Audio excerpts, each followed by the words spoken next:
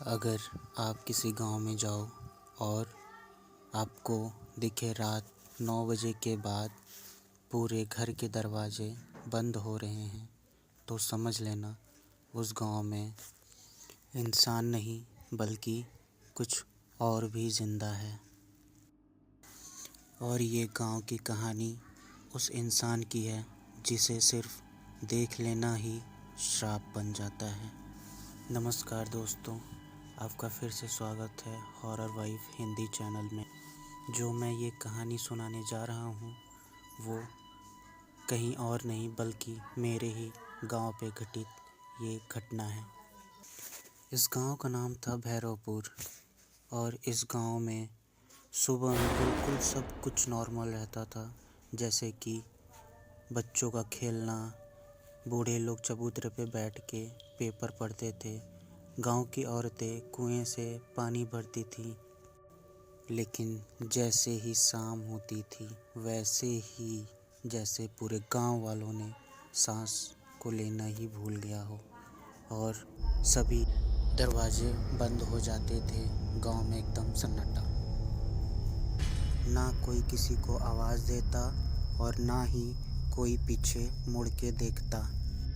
शाम के बाद से कुत्ते भी भौंकने बंद कर देते थे। गांव के बीचों बीच एक पुराना टूटा हुआ घर था जिसमें ना कभी दिए जलते और ना ही कभी किसी ने वहाँ पे पूजा की। उस घर के बारे में सिर्फ इतना कहा जाता था कि वहाँ एक शापित इंसान रहता है।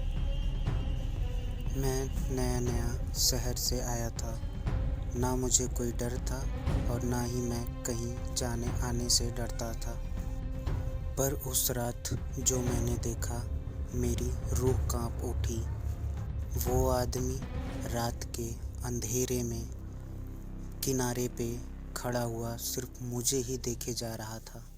वो ऐसे चल रहा था जैसे उल्टा पेड़ हो, उसकी परछाई जैसे ज़मीन पर नहीं दीवार पर लग रही हो। और सबसे भयानक बात, उसका चेहरा हर 3 कदम पे अपने आप बदल जाता था। कभी बूढ़ा, कभी जवान और कभी कभी बच्चे में। मैं वहाँ से तुरंत भाग निकला और अपने घर चला आया। सुबह जब हुई मैंने एक दादाजी से पूछा तो उन्होंने उसके बारे में सिर्फ इतना कहा, बेटा ये शापित नहीं, ये श्राप है जो गांव पे लगी हुई है।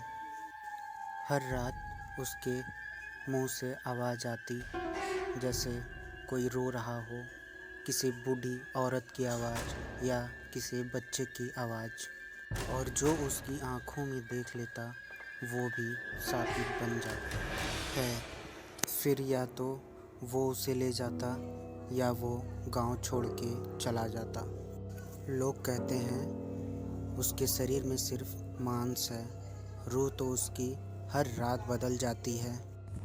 फिर दादाजी ने बताया कि सालों पहले उसी घर में एक पंचायत बैठी थी जिसमें एक बेगुनाह को वहाँ पे जिंदा जला दिया गया और जलते वक्त उसने इतना कहा था, मैं तो मर जाऊँगा लेकिन मेरी रूह नहीं, मैं वापस आऊँगा ज़रूर। और उसके अगले दिन से ही गांव वालों ने उसका असर देखना शुरू कर दिया।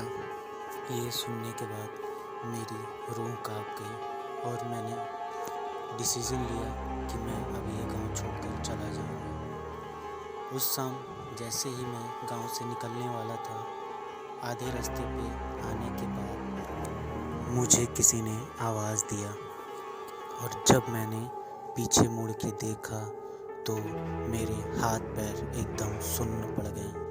वही इंसान जैसे हज़ारों की भीड़ में वो बस एक ही बात कह रहा हो, हल्की सी स्माइल और कह रहा है, जो एक बार मेरी सच्चाई जान लेता है वो फिर दोबारा अपने मंजिल के पास नहीं जा पाता। अगर आप जानना चाहते हैं कि उस रात मेरे साथ क्या हुआ तो कमेंट बॉक्स में पार्ट 2 ज़रूर लिखें और सब्सक्राइब करके चैनल को रखें, जिससे मेरी आने वाली हर वीडियो की नोटिफिकेशन आपके पास पहुंच जाएगी।